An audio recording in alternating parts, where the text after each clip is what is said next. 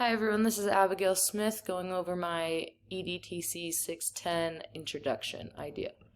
So a program that I really enjoy using is called Mentimeter, and the reason I enjoy using this is because it's super interactive with kids. It has many options. You can do polls, questions, you can make scales and grids, rankings, and it's really easy to learn how to use.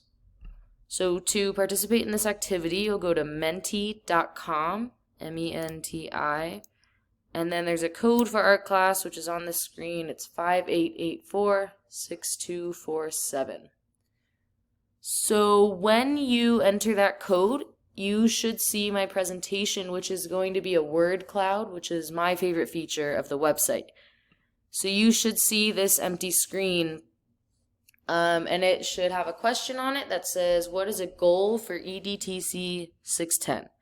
So my introduction activity is to get a goal from everybody in the class, and once you type in your responses, they will pop up on that white screen in different colors and different format, and everybody has up to three words that they can put onto this presentation.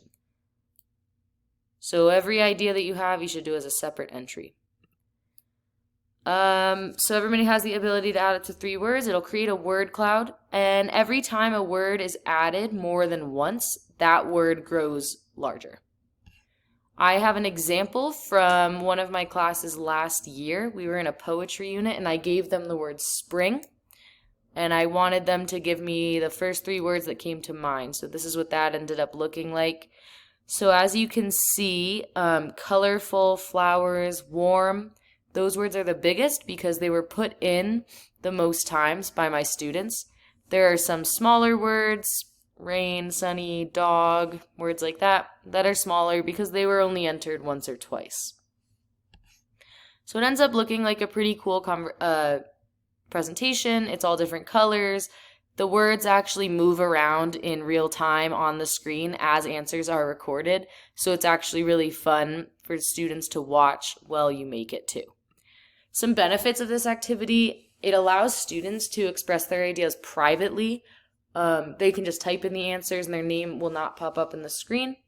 They can easily see when people agree with them. Maybe they were the one that put in flowers for springtime, and they see it grow larger and larger and larger on the screen, which is pretty cool.